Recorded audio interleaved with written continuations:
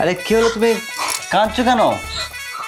তুমি জানো ওই যে পাশের বাড়ির বৌদিটা ছিল না, যে আমার ফ্রেন্ড হয়েছিল, ওরা না এখান থেকে শহর এলাকায় চলে যাচ্ছে, সেখানে ওরা রেন্ট নিয়ে থাকবে।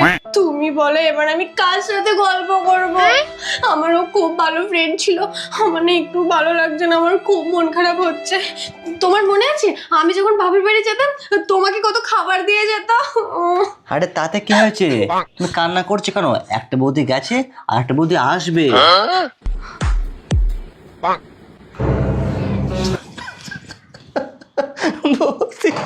বৌদি, তুমি কেন চলে গেলে বৌদি? এবার আমার কি হবে?